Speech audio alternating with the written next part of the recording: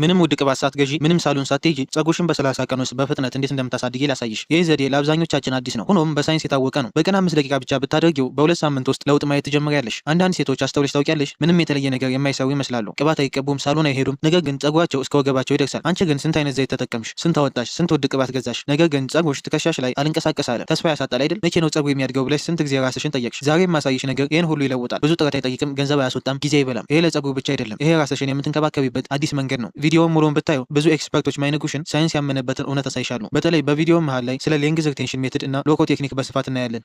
እሺ ወደ መፍትሄው ከመግባታችን በፊት በቅድሚያ አንድ ነጥብ እንስማማ። አብዛኞቻችን ለአመታት ስንሳሳት የቆየ ነው እና ገንዘባችንን በሙሉ የምናባክነው እዚህ ላይ ነው። ሁላችንም ሙሉ ሀሳባችን የምናውለው እድገት ላይ ነው። ሁሌም የምንጠይቀው ጥያቄ ምን ልቀባው፣ ምን አይነት ቅባት ነው ጸጉር በፍጥነት የሚያሳድገው፣ ወይም እንዴት በአንድ ሌሊት ይደግ የሚል ነው። በተለይ ደግሞ ቁመቱ ትከሻችሁ ላይ ሆኖ አልንቀሳቀስ ሲል ማደግ አቁሟል ብለን እንደመድማለን። ይሁን እንጂ እውነታውና ሳይንሱ የሚለው ሌላ ነው። ልብ ብለሽ ስሚኝ። ጤናማ እስከሆንሽና የጤና እክል እስከሌለብሽ ድረስ ጸጉር እድገት ለአንድ ቀን አቁሞ አያውቅም። ልክ እንደ ጣቶችሽ ጥፍር ጸጉርሽም በየቀኑ በየሰዓቱ ከታች ከቆዳሽ እየበቀለ ነው። ታዲያ ጥያቄው ከታች እየበቀለ ከሆነ ለምን በአይን የሚታይ ቁመት አላሳይ አለ ነው። እዚህ ላይ ነው ትልቁ ቁልፍ ያለው። እስቲ ጸጉርሽ እንደ አንድ የውሃ ባሊ ወስደሽ አስቢው። ከላይ በኩል የውሃ ቧንቧ ተከፍቶ ውሃው ወደ ባሊው እየፈሰሰ ነው። ይሁን እንጂ የባሊውን ታች ተመልከች። ባሊው ወንፊት ሆኗል። ምን እየሆነ እንዳለ ይታይሻል? ከላይ ውሃው እየገባ ነው። ሆኖም ልክ እንደገባ በታችኛው ቀዳዳ በኩል መልሶ እየፈሰሰ ነው። አሁን ባሊው ውስጥ ያለው የውሃ መጠን ብታዩ ውሃው እየበዛ አይደለም። ለምን? የሚገባው የውሃ መጠንና የሚፈሰው የውሃ መጠን እኩል ስለሆነ። የጸጉርሽ ሁኔታ ልክ እንደዚህ ነው። ከቆዳሽ በኩል በ30 ቀን ግማሽ ኢንች እያደገ ነው። ነገር ግን የጸጉርሽ ጫፍ ደርቆ ተበጣጥሷል። እንዲሁም ከልብስሽ ሲተሻሽ እየተቀነጠሰ ነው። ስለዚህ በ30 ቀን ግማሽ ኢንች ያድጋል። በዛው ጊዜ ደግሞ ግማሽ ኢንች ከጫፉ ይበጠሳል። ውጤቱ ምን ይሆናል? ምንም። ለዚህ ነው ለ5 ዓመት ሙሉ ጸጉርሽ ትከሻሽ ላይ የቆመው። ጉዳዩ የጄኔቲክ አይደለም። ጉዳዩ እድገት አይደለም። ጉዳዩ ብሬኬጅ ወይንም መበጠስ ነው። ስለዚህ አሁን ትልቁ ሀሳባችንና የአስተሳሰባችን ለውጥ እንዴት ላሳድገው ከሚለው ወደ ያደገውን እንዴት ሊያዘው ወይም ሌንግዝ ሪቴንሽን መሆን አለበት። ባሊው እንዳያፈስ ቀዳዳዎችን መድፈን አለብን። ያደገውን ተንከባክቦ ማቆየት ከቻልሽ በ30 ቀን ውስጥ እድገቱ እጥፍ ይሆናል።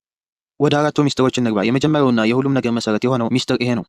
እስቲ አንድ ጥያቄ ልጠይቅሽ። አንድ ገበሬ ምርጥ ዘር ቢኖረው ምርጥ ማዳበሪያ ቢኖረው ነገር ግን ዘሩን የሚዘራበት ኮንክሪት ወይንም ድንጋይ ላይ ቢሆን ይበቅላል? አይበቅልም አይደል? ውሃም ቢያጠጣው መሬቱ መካን ከሆነ ውጤቱ ባዶ ነው። ያንቺም የራስ ቆዳ ልክ እንደዚህ ነው። ብዙዎቹ ብዙ ገንዘብ አውጥተው ውድ ቅባት ይገዛሉ። ነገር ግን ጸጉራቸው የሚበቅልበት የራስ ቆዳቸውን ይረሱታል። ጤናማ መሬት ከሌለ ጤናማ ተክል የለም። ቆዳሽ ከተዘጋ ደረቅ ከሆነ ወይም የደም ዝውውር ከሌለው ጸጉርሽ ገና ሲወጣ ደካማ ሆኖ ነው የሚወጣው። ታዲያ መፍትሄው ምንድን ነው? መልሱ ቀላል ነው። የራስ ቆዳሽን ማነቃቃት። ጸጉርሽ ምግብ የሚያገኘው ከሚቀባው ቅባት ሳይሆን በደም ዝውውር አማካኝነት ከውስጥ ነው። የሚያሳዝነው ግን ሰውነታችን ብልጥ ስለሆነ የምንበላው ምግብና ኦክሲጅን በቅድሚያ ለልብ ለሳምባና ለሌሎች ወሳኝ ክፍሎች ነው የሚልከው። ለጸጉር የሚደርሰው ትርፍ ካለ ብቻ ነው። ስለዚህ እኛ በግድ ደም ወደ ጭንቅላታችን እንዲመጣ ማድረግ አለብን። እንዴት? በማሳጅ። በሳምንት 3 ወይም 4 ቀን ማታ ማታ ለ5 ደቂቃ የራስ ቆዳሽን ማሳጅ ማድረግ አለብሽ። ግን ተጠንቀቂ። አብዛኛው ሰው ማሳጅ ሲያደርግ ይሳሳታል። ብዙዎች ማሳጅ አድርጉ ሲባል ጸጉራቸውን ነው የሚያሹት። ይሄ ስህተት ነው። ጸጉርሽን ማሸት ጸጉርሽ ይሰብረዋል፣ ይጠላልፈዋል። ትክክለኛው መንገድ ጣቶችሽን ወደ ራስ ቆዳሽ አስገቢ። ጣትሽ ቦታ ሳትለቂ ቆዳሽን አንቀሳቅሽው። ይሄ ነው ደም እንዲመላለስ የሚያደርገው። ዝም ብለሽ በደረቁ አትሽው። ውጤቱን እጥፍ ለማድረግ የሮዝመሪ ዘይት ተጠቀሚ። ለምን ሮዝመሪ? ዝም ብዬ አይደለም። በ2015 የተሰራ ሳይንሳዊ ጥናት እንዳረጋገጠው ሮዝመሪ ሚኖክሲዲል ከተባለ መድኃኒት ጋር እኩል የጸጉር እድገት የማፍጠን አቅም አለው። ልዩነቱ ሮዝመሪ ተፈጥሯዊ ስለሆነ የጎንዮሽ ጉዳት የለውም። አጠቃቀሙ ማታ ማታ ቲቪ እያየሽ ለ5 ደቂቃ ቆዳሽን አነቃቂው። ይህንን ለ3 ወር ካደረግሽ በባዶ ቦታዎችሽ ላይ ሳይቀር አዲስ ቤቢ ሄር ሲበቅል ታያለሽ።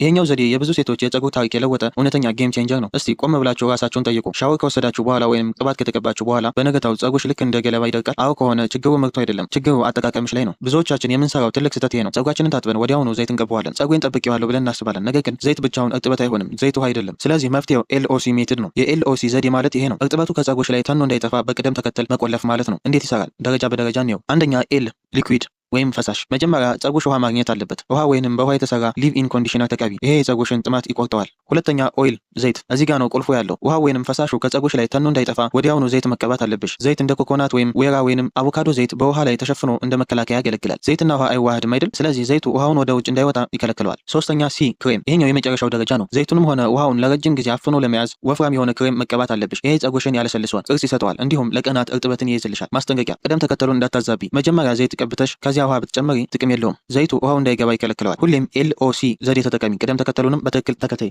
ውሃ፣ ዘይት፣ ክሬም። ይህ ዘዴ በሳምንት 2 ከተጠቀምሽ ጸጉርሽ መሰበር ያቆማል፣ እርዝመት ይጨምራል። ይሄኛው ዘዴ ዩቲዩብ ላይ እና በውጭ ሀገር ያሉ የጸጉር ባለሙያዎች እንዲሁም ታዋቂ የጸጉር ስታይሊስቶች የጸጉር እድገት በጥፍ ይጨምራል ብለው የሚምሉበት ዘዴ ነው። ጸጉርሽ ለዓመታት አንድ ቦታ ቆሞ አላድግ ብሎ ስታክ ካደረገ ወይም ጫፉ እየተበላሸ ከተቸገርሽ ይህ ዘዴ ለጸጉር ስሮች እንደ ድንገተኛ መነቃቃት በመስጠት በግድ እንዲያድጉ ያስገድዳቸዋል። ሳይንሱ ምንድነው? እንዴት ይሰራል? የኢንቨርዥን ሜትድ ዋና ሀሳቡ በጣም ቀላል ነው። ሰውነታችንን መገልበጥ ነው። በተለምዶ ስንቆም ወይም ስንቀመጥ ልባችን ደም ወደ እግራችን በቀላሉ ይልካል በስበት ኃይል። ነገር ግን ወደ ጭንቅላታችን ደም ለመላክ ልባችን ከስበት ኃይል ጋር መታገል አለበት። ስለዚህ ለጸጉራችን የሚደርሰው የደም መጠን ውስን ነው። ነገር ግን ጭንቅላትሽ ወደ ታች ዝቅ ስታደርጊ ስበት ይገለበጣል። በዚህ ሰዓት በኦክሲጅን ፕሮቲንና በንጥረ ምግብ የበለጸገ ደም በብዛት ወደ ጭንቅላትሽ ይሄዳል። ደም ማለት የፀጉር ምግብ ነው። የፀጉርሽ ስር በደም ሲጥለቀለቅ የተኙት ሰዎች ይነቃሉ፣ የፀጉር እድገት ፍጥነት ይጨምራል። እንዴት ነው የምንጠቀመው? ይህ ዘዴ በትክክል ካልሰራሽው ጉዳት ሊያመጣ ይችላል። በጥንቃቄ ተከታተይ። አሁን ወሳኙ ሰዓት ነው። አልጋ ጠርዝ ላይ ወይም ወንበር ላይ ተቀምጠሽ ጭንቅላትሽን ቀስ ብለሽ ወደ ታች ዝቅ አድርጊ። ልብሽ ከጭንቅላትሽ በላይ መሆን አለበት። 4 ደቂቃ ብቻ። በዚህ ሁኔታ ላይ ሆነሽ ለ4 ደቂቃ ብቻ የራስ ቆዳሽን በጣትሽ እሽው። ሰዓት ያዥ። ከ4 ደቂቃ በላይ አትቆይ፣ ምክንያቱም ደም ወደ ጭንቅላትሽ ስለሚበዛ ማዞር ሊፈጥርብሽ ይችላል። 4 ደቂቃ ሲያልቅ ዘለሽ እንዳትነሽ፣ ማዞር እንዳይሰማሽ ቀስ ብለሽ ጭንቅላትሽን ቀና አድርጊ። ይህ ዘዴ ለተከታታይ 7 ቀናት በየ30 ቀን አንድ ጊዜ ብቻ ነው የምታደርጊው። ለምሳሌ ከ30 ቀኑ አንድ ሳምንት ኢንቨርዥን ሜትድ ትጠቀሚያለሽ፣ 3 ሳምንት አትጠቀሚም። ይሄ በየ30 ቀን ታደርጊያለሽ። ለምን በየቀኑ አናደርገውም? ምክንያቱም ሰውነታችን ብልጥ ነው። በየቀኑ የምታደርጊው ከሆነ ሰውነትሽ ይለማመዷል፣ እናም ዘዴው መስራት ያቆማል። በወር 1 ሳምንት ብቻ ሲሆን ግን ሁሌም ለፀጉርሽ ሰርፕራይዝ ይሆንበታል። ማስጠንቀቂያ፣ ይህ ዘዴ ለሁሉም ሰው አይሆንም። እርጉዝ ከሆንሽ፣ የደም ግፊት ካለብሽ፣ የልብ ህመም ካለብሽ ወይም የወር አበባ ላይ ከሆንሽ እባክሽ ይህ ዘዴ አትጠቀሚ። ግን ጤናማ ከሆንሽ ለ1 ሳምንት ሞክሪውና በወሩ መጨረሻ የፀጉርሽን ርዝመት ለኪው። ልዩነቱ ያስደንቅሻል። እጅሽን ሰብስቢ። አዎ፣ ለፀጉር እድገት ጠላት የሆነው የራስሽ እጅ ነው። በየቀኑ ማበጠር፣ መተኮስና መነካካት ፀጉርን ይሰብራል።